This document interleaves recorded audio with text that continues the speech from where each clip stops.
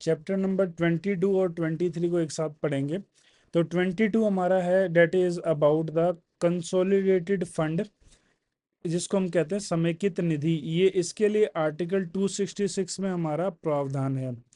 Then ये cover करता है जितने भी रेवेन्यू हमें मिलते हैं गवर्नमेंट ऑफ इंडिया से, जैसे कि हमारे टैक्सेस हो गए, लोन हो गए, etcetera.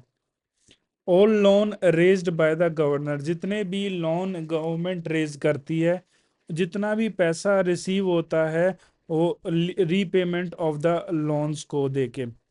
Money can only be withdrawn after the parliament के अप्रूवल के बाद थ्रू अप्रोप्रिएशन एक्ट के तहत।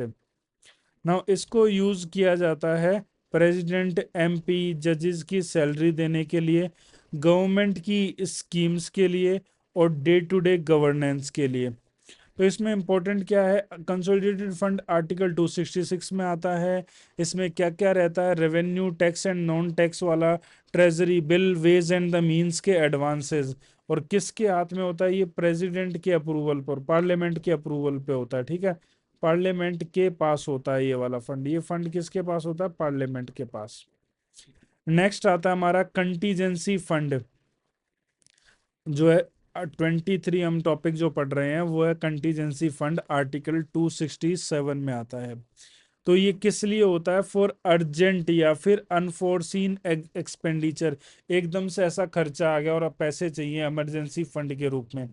प्रेसिडेंट का अप्रूवल रिक्वायर्ड होता है फॉर द विड्रॉल के लिए।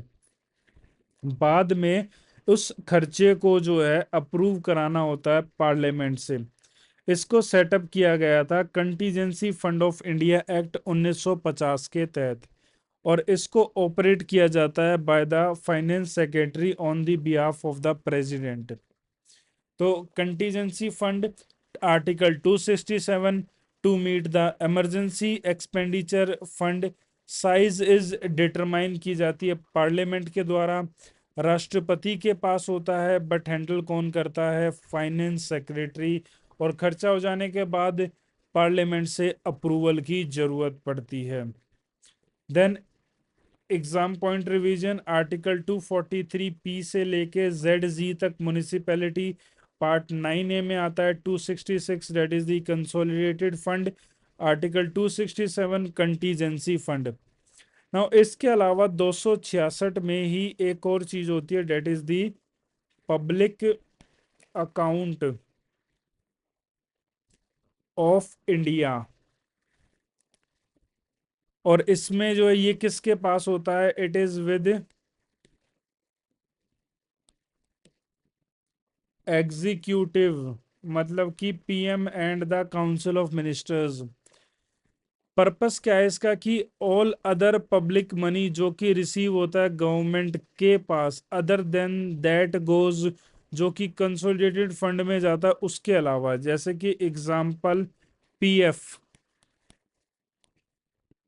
या फिर पोस्ट ऑफिस सेविंग,